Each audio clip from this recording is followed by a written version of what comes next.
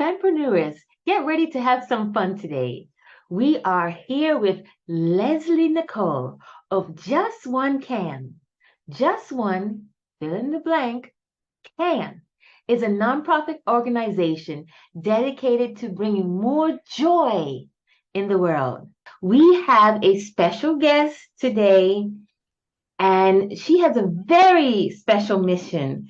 It's called Just One Can org. And I'm going to let her tell you what that is all about.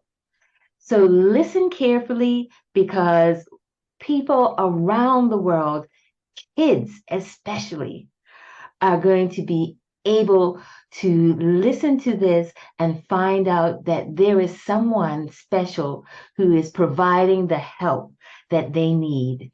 So welcome, Lesley Nicole. Thank you, lovely Odiva. It is so thrilling to be here with you today. I truly appreciate the opportunity to share about what we're doing and the mission that we're on, and to kind of bring some more awareness to a really incredible, increasing benefit and also potential crisis that we have going on. So at Just One Can, we help parents and actually any adult who guides children by teaching effective communication and conflict resolution skills, so that parents and adults who guide them, create a safe space so that kids feel that they can come to them with anything that may be going on inside them.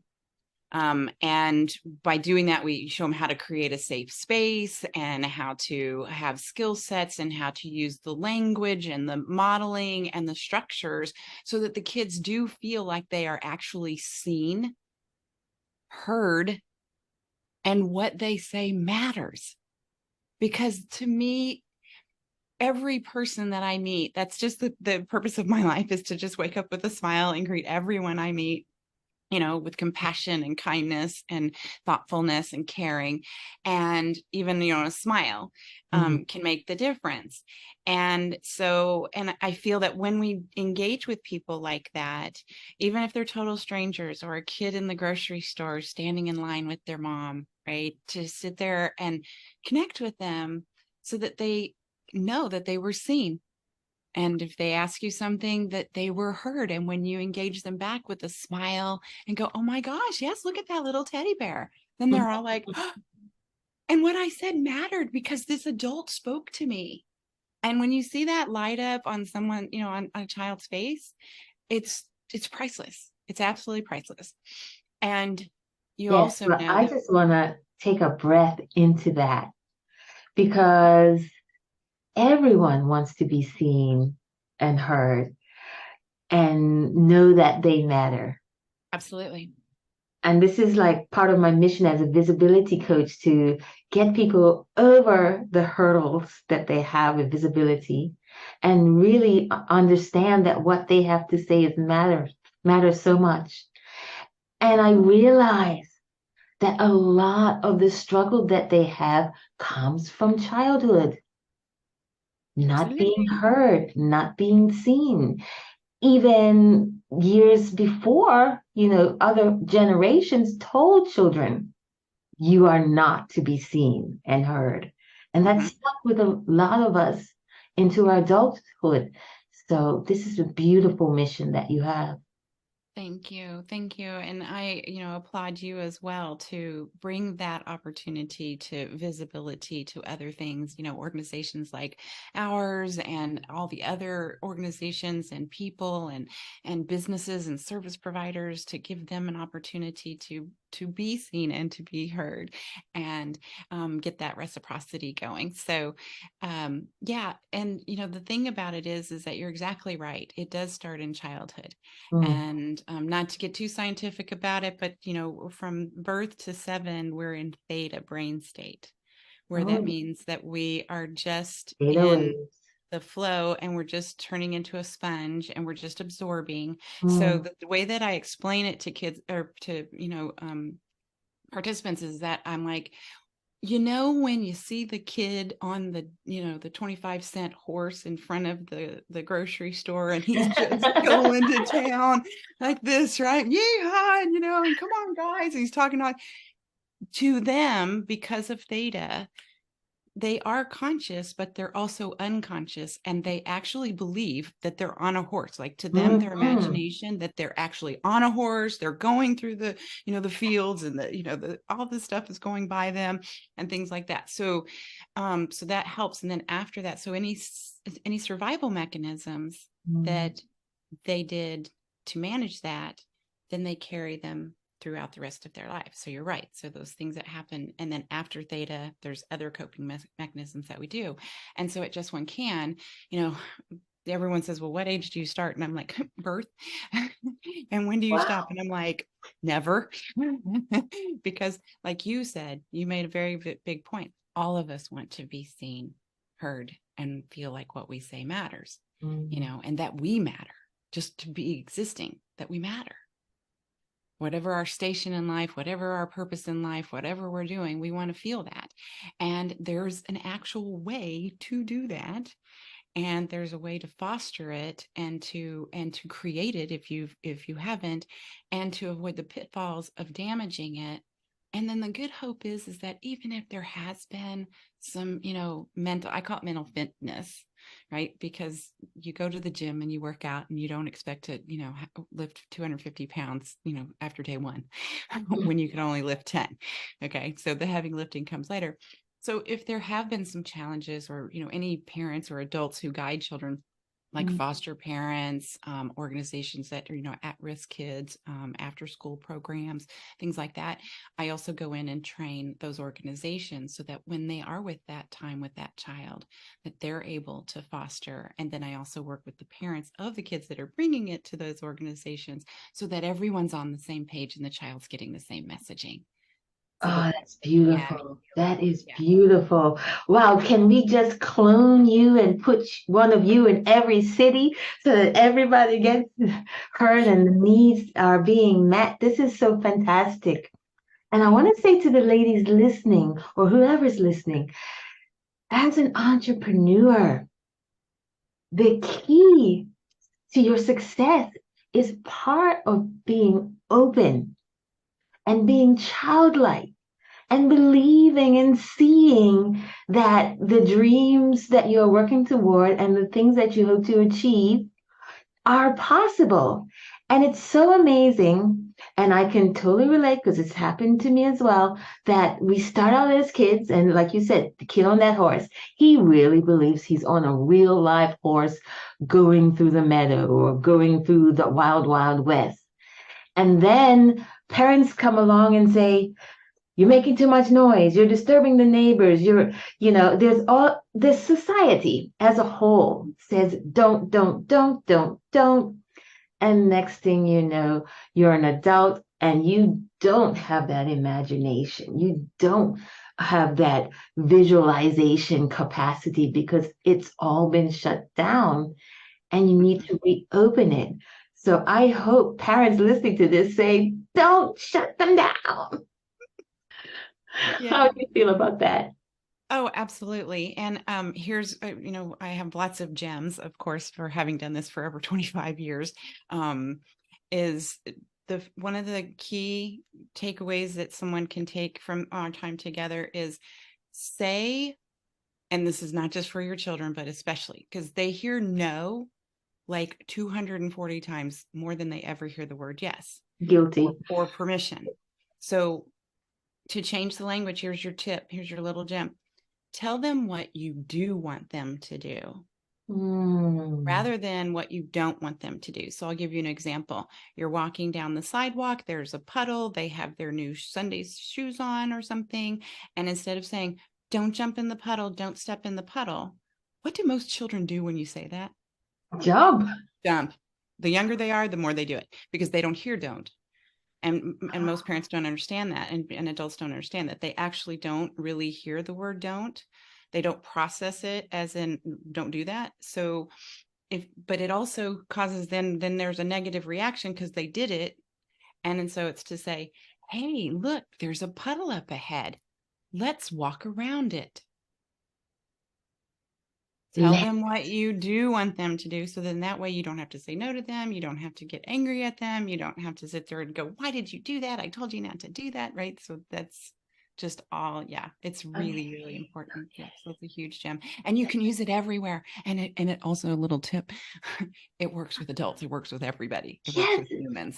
that's what's just hit me because as our parents get older, they kind of revert to that childhood stage. And those of you that are caregivers can relate to what I'm talking about. And then you're still trying to say, don't. And why aren't they listening? Mm-hmm. Yeah. It's Let's do this huge instead. ahas. Yeah. Huge ahas. Okay, that is phenomenal. So And the I sooner want that you turn it around and keep building and then now doing it that way, you will see a child's demeanor that they'll go from like this, where they're timid and scared and they're not sure, to going, they stand up, their face is brighter, their eyes are lighter. It's really incredible to watch a transformation like that. It's a rediscovering. Because like you said, it's all in us. I mean, I'm the biggest kid on the planet. I am still in my childlike wonder. You can see me being a goofy anytime. Trust me. so this is how we empower our kids. Yeah. Oh, that is so great. Wow. Because they're exploring. Yeah. Right. So when they go into that refrigerator and they pull out the eggs and they dump them on the floor and they take the box of cereal and they pour it, the whole thing out, they're just exploring. And it's what's more important, the box of cereal, the spilt milk, or your Mhm. child's confidence and self-esteem and Wow. self-worth and self-love. Right. Right. So, Lesley, this is a beautiful mission that you are working on helping parents to empower their own children. Tell us, how did you get started on this journey? Well, that's a great question, and I really appreciate the opportunity to share this story. If I'm also known as Mama Bear, Hmm. and I'll get to that in a second. But when I realized that my purpose in life was to be joyful and to bring joy, even more joy into the world, it touched something. Like I get goosebumps every time I think about it or I talk about it because it's so me. It's so my truth, right? And so because of that, the way I found that out is that, I was adopted at birth by amazing, beautiful, loving parents, who, I mean, they were very caring and inclusive, and they had the very best of intentions. And yet, even with all that love, I still had this primary question of what is wrong with me? Like I just didn't feel like I ever did anything right enough, good enough. And so then when I had children, I vowed to do it differently, because first I set out to figure out that riddle and I solved that riddle. And so then when I had my children of my own, I decided that I wanted to teach them the same characters, values, and morals, but I wanted to go about it a different way without punishment, lecture, threatening, right? I wanted it to be with respect and mutual respect. And that's one of the things that I didn't see in the world is that, parents are one thing and child are like sub class citizens. It's like I'm this and you're that. And it's like, it's a human being. It's a small human being and needing much guidance, right? So I went on this journey and it was frustrating at times. It was scary at times, but I was absolutely relentless, in my pursuit because I just knew that, again, what I said earlier is that there was nothing more important than for every person that's ever in my countenance, and especially my children, that they were going to be seen, heard, and know. truly know that they were loved unconditionally. And so my mama bear characteristic is like unstoppable and committed to these outcomes. And so I have raised 5 children and I have fostered 16 so far. So and 16 fostered kids. Yes. And and 5 beautiful children. yeah, Yeah. yeah. And the oldest is 34, about to be 35. So I've been at this a little while. And I just was committed to that. And so that's where my mama bear, because I have so many kids all over the world now, actually. But I was determined to do that. And so then I've been doing this parenting, educator, coaching, training and stuff since early 90s. And the thing was, um, I did all this from home, homeschooling my children while working full time and supporting the family because I was doing this on my own. And so when COVID hit, I was all like, oh, I did this a long time ago, before you were even supposed to be, working remotely and virtually and things like that. So I have lots of insights on how to build your empire and honor your children and respect your position while maintaining peace and harmony and joy in your home. Oh, I still am going for the idea of just cloning you. Well, this is your work. Your work is to kind of clone yourself in the sense that you give parents the tools and the understanding and the awareness to do this with their own kids. Um, as an English teacher, I have worked in the school system. I worked as an elementary teacher one time. It was in Korea, so it was different, different culture, different ways of working with kids. And I saw how the kids, all they needed was a little bit of confidence. And sometimes just giving them tasks to do and saying, you do this creatively on your own.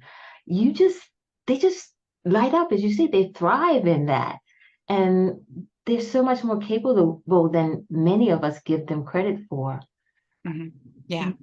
Yeah, absolutely. It's little things and it's small things. And to just share another, the actual pivotal point of when the work that I'm doing now came into being is that I was trying to do, I mean, I went to every parent workshop, book, program, court that you could ever imagine. Every flyer I grabbed, I went, I read, scoured the books and libraries. And um they just didn't have all the components. So what I ended up doing was creating my own. But what facilitated me being that committed to figuring it out was because I would want to be different, but then I would find myself parenting like my parent. And I just was like, I would still revert Mm, until one time where my oldest son, he did something I don't even remember now, obviously something very minor. And I did what my mom did. She was a yeller, and I couldn't stand being a yeller, but I'd still find myself at times yelling. mhm. And I saw the look on my son's face that his soul, his spirit had been crushed. Like the look on his face, I recognized that look from when I was a kid. Right there, side of the car in the front lawn. I dropped to my knees. I mean, I'm starting to well up again now, and grabbed him into my arms. I was just like, baby mama, sorry. And I promise you, and I vow to you that I will do better, and I'm not ever going to do that again. And I have never raised my voice again, ever. That is courageous. And there's no judgment here, being the Yeah. perfect parent does not exist. Yeah. It does not exist. No. But being able to recognize that when we're kind of cruising on autopilot, when the emotions are there, and we just like, as you say, revert to what our parents did. Yep. Wow. But Instead here's a golden gem. Here's a golden gem with that. Kids are repetitive.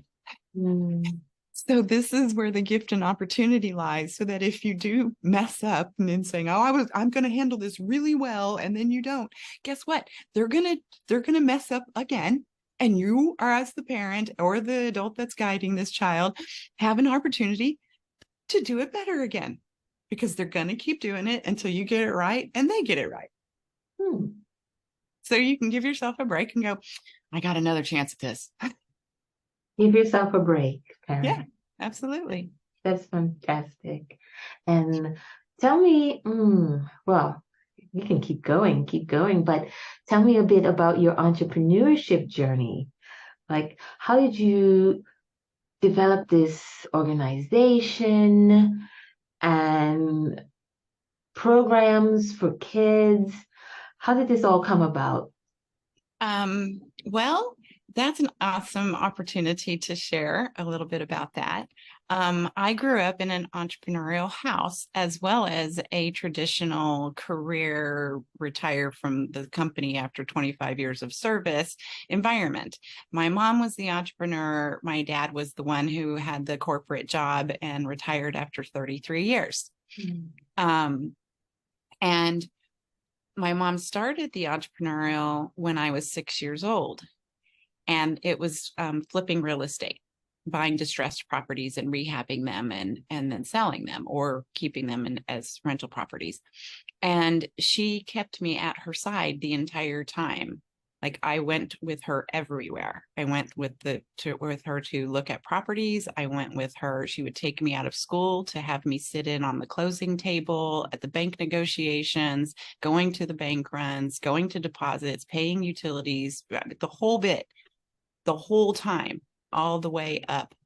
She had me. I mean, I remember sitting on the floor and she paid me, right? I had a little ledger, and she would pay me and I would help, put in the entries and things like that.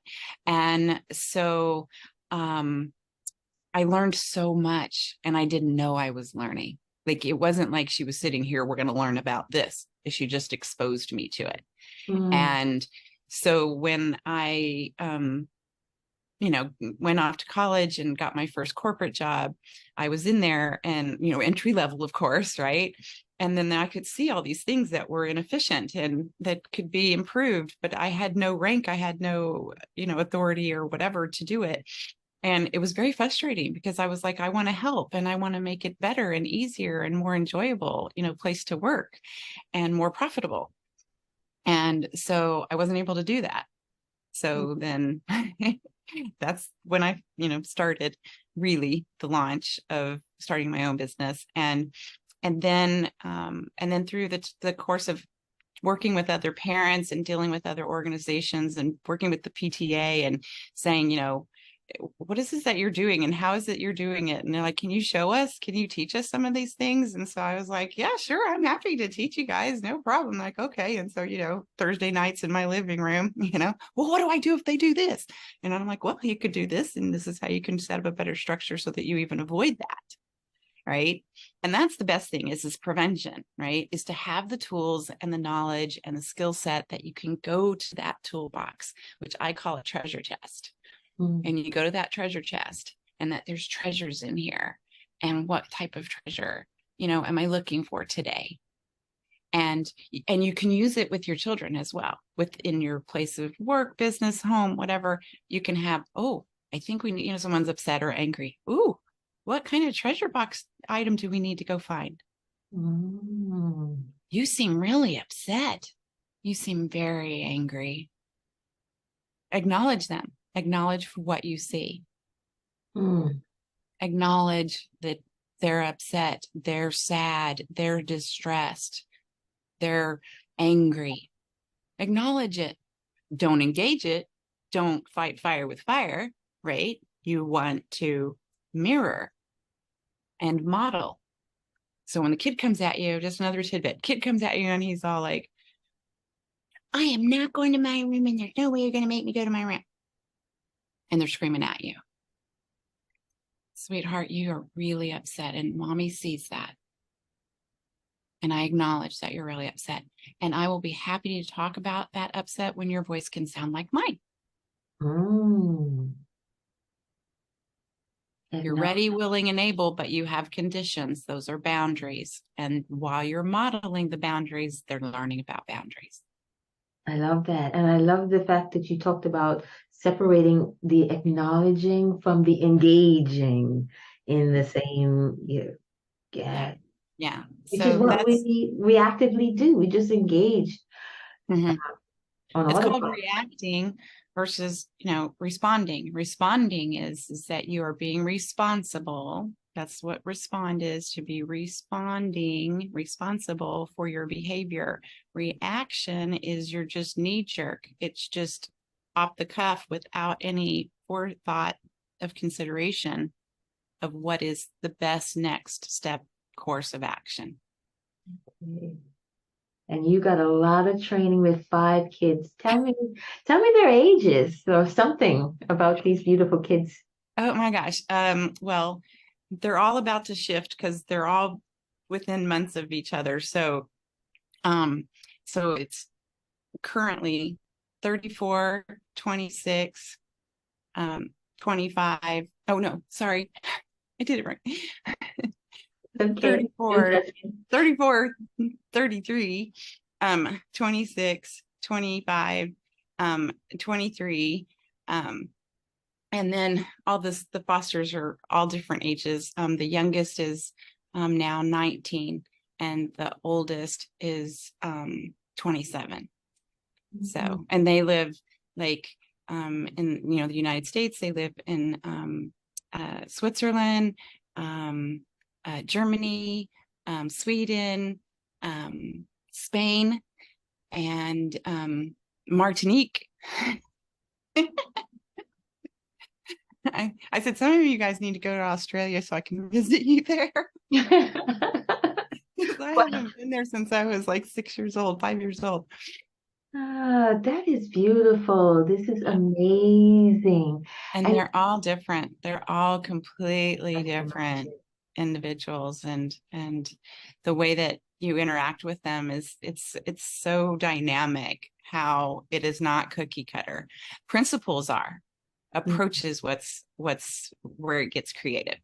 Okay. So Yeah. this is really, like you said, the approach. We're training the parent because kids are going to have all these different personalities and Mhm. styles of communication and way of behaving. Does not matter even if they're, the same parents. I see that difference in my family. Like same Mhm. parents, but totally different ways of acting and reacting in different situations. So now you have these beautiful kids all over the world, and you have this organization that helps parents. And what project are you working on currently for your organization? Well, right now I'm working to start with an organization that works with kids in distress. So they're at-risk kids. And one of the programs that they have on their campus is an after-school program. So these are kids that are also, they're all, because I'm also trauma trained. So with the ACEs and things like that for trauma and all the different types of trauma as well, because there's lots of different types of trauma and how you deal with the different types. And so they have multiple traumas already. So then when they're going to, care after care with other care, because their parents are at work or they've been separated. In some of the cases in this particular organization, they've been separated from their parents. And so they're in foster care, right?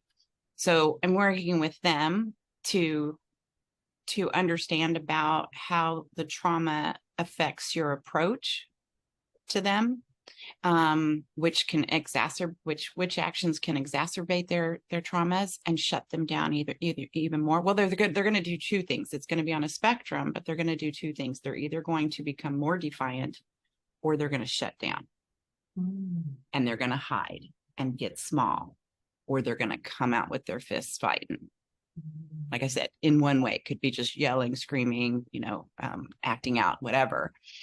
And so I'm working on that. And then I also have a group training where it's not a video, it's me. You actually have me there for a 12-week course that goes in all the components, not just the children's need, but also the adults that are guiding them, their needs. And I think that the biggest takeaway too, to kind of circle back to where you had said that, kids are going to come up with all their antics and parents are going to have these tools. The one really cool thing is that when the parents change, without teaching the child to change, they change because of the modeling. Because you're now showing up differently, they start to show up differently. Instead of having to teach them to show up differently, they just will. And how you can know that this is an actual truth is you can see, every one of us knows that certain children act a certain way with mom, a certain way with dad, or they act a different way when grandma's around, or they act a different way in front of their teacher, right? Aunt Susie, whatever, right? They're either really happy and they're boisterous and they turn their little kid like, or they go, I don't want to go, I don't want to go, I don't want to go, right? So that's your proof that it's a matter of how you're engaging them, that they're going to engage you differently without even being taught how to do that. Let's take a breath into that. Yeah.